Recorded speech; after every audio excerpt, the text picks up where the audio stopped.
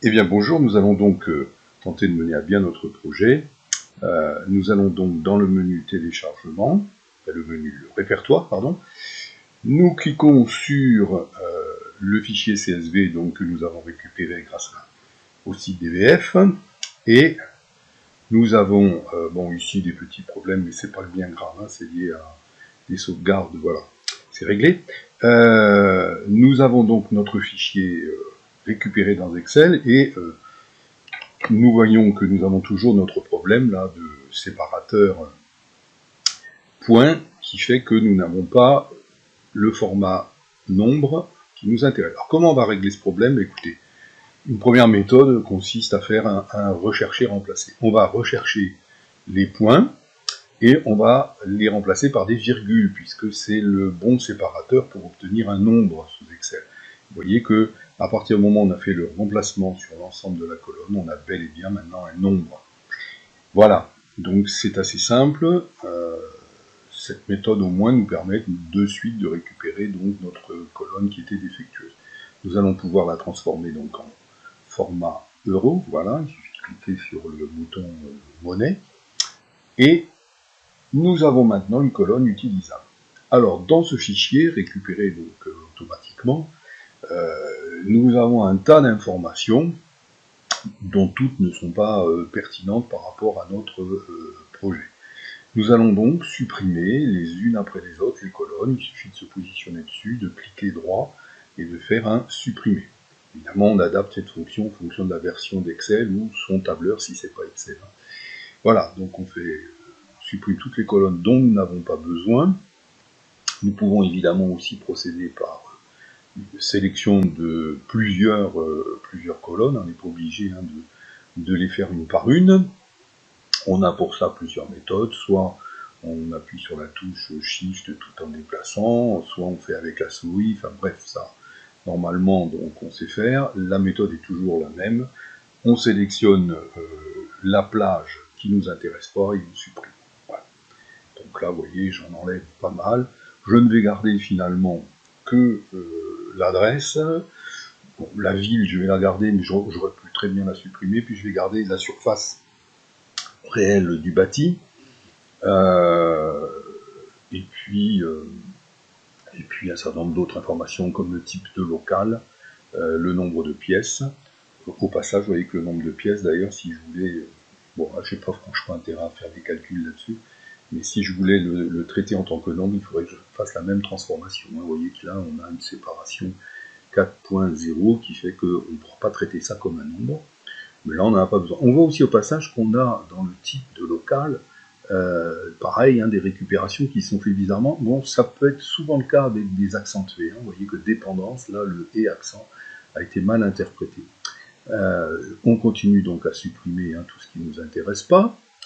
Et petit à petit, nous nous trouvons donc avec les informations pertinentes pour faire, je le rappelle, notre calcul de prix moyen dans une rue donnée et dans une adresse donnée.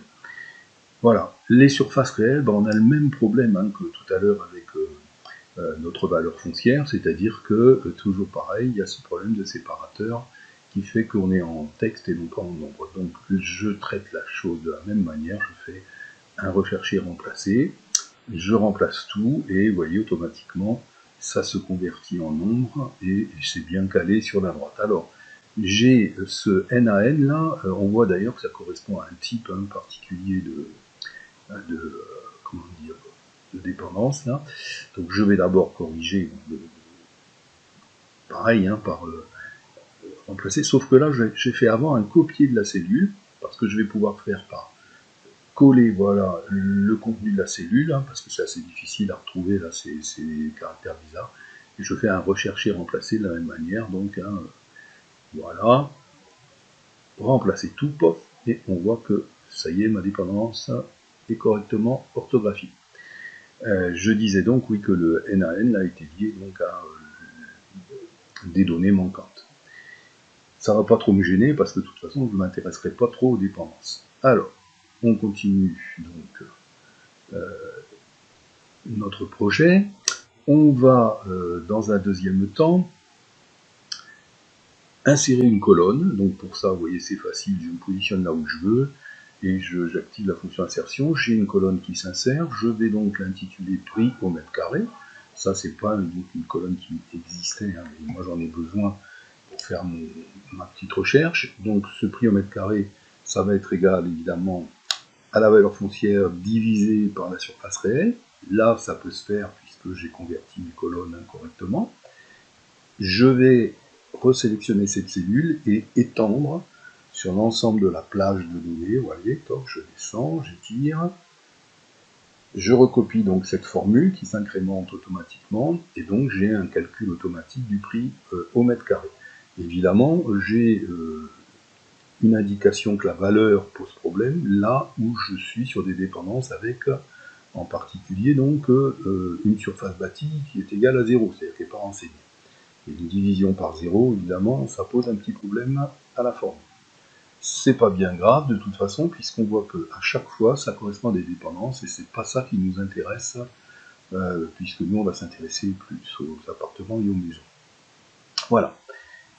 Pour avancer, on va donc créer un filtre, on va dans le ruban, là, sur l'outil filtrer, et on va générer, donc comme on l'a déjà fait, plusieurs fois auparavant, on va générer un filtre, bon, là, sur l'ensemble, ma foi, des colonnes. On va régler notre problème de dépendance et de locaux industriels et commerciaux en désélectionnant le tout et en resélectionnant que ce qui nous intéresse, maison et appartement. Voilà. Donc du coup, là maintenant, on a quelque chose qui ressemble à ce que l'on recherche. Hein. Vous voyez, on n'a plus le message d'erreur.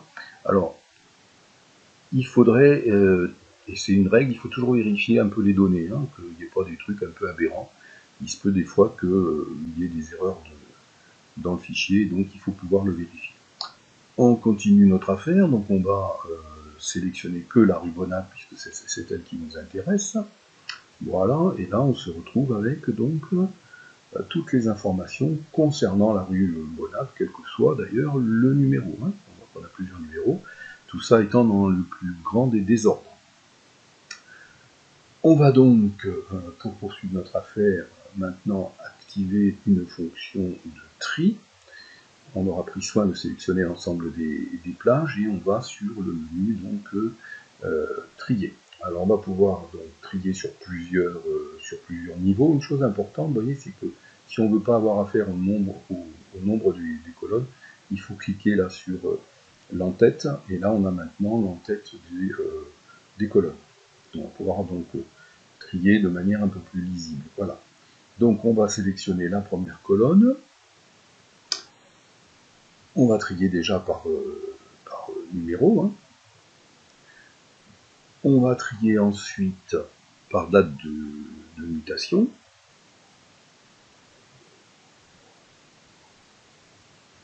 Bref, on ordonne ces informations hein, sur le nombre de niveaux qui nous intéressent et dans l'ordre qui nous intéresse.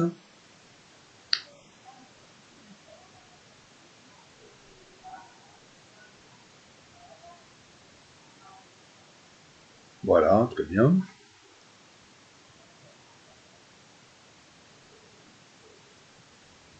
J'ai donc mon fichier ordonné comme je le souhaitais. Parfait. Je vais m'intéresser maintenant à un numéro précis. C'est le 119. Je vais donc aller sur ma colonne, activer le filtre, désactiver l'ensemble des numéros de rue et sélectionner le 119. Voilà, je n'ai plus donc que les informations concernant le 119 de la rue Bonat. Je vois par ailleurs que le tri est parfaitement respecté tel que je l'avais demandé. J'ai donc ici les prix au mètre carré de l'ensemble des ventes réalisées à ce numéro-là, quelle que soit l'année. Je vais donc calculer la moyenne. Je vais sur l'outil moyenne, la fonction moyenne est affichée, et je vais sélectionner la plage de données qui m'intéresse. Je valide, et là j'obtiens un message d'erreur. Et oui, parce qu'en fait, il ne peut faire ça automatiquement que si les données sont dans des plages continues. Et là, je vois bien que j'ai des sauts, ils sont liés à mes filtres. Donc ça ne peut pas fonctionner comme ça, il faut que je fasse, voilà, je rectifie la fonction, il faut que je fasse valeur par valeur, vous voyez, tel que d'ailleurs ça m'avait été indiqué dans l'exemple, hein, c'est-à-dire la cellule, point virgule la cellule, point virgule l'autre cellule, point virgule l'autre cellule, etc. Bon, là ça va, j'en ai quoi, une petite dizaine, douzaine, c'est pas très compliqué. Si j'en avais 150, ça serait évidemment un petit peu plus délicat à réaliser de cette façon-là. Bon, on va aller au bout. Voilà, je referme ma parenthèse, après avoir effacé le point virgule superflu. Voilà, et là j'obtiens la valeur 3400 € en moyenne sur donc les 3 dernières années, puisque là j'ai du 2019 à 2022. Évidemment, donc je disais, s'il y en avait 150, ça serait pas pareil. Donc là, on va avoir une autre méthode, ça consiste à sélectionner voilà, l'ensemble de ce qui nous intéresse. On clique droit, on obtient la fonction copier. Donc j'ai copié ces données, je les recopie, clic droit avec la fonction coller, et voilà. Je les ai recopiés, mais là sous forme maintenant de valeur. Et on voit bien d'ailleurs que la plage est contiguë, hein, puisque je vais de 200, je ne sais plus combien, à 240, 292, peu importe. Je me positionne, j'active ma fonction moyenne. Il me sélectionne la plage, je valide, et là ça fonctionne, et j'ai évidemment la même valeur que au-dessus. Voilà.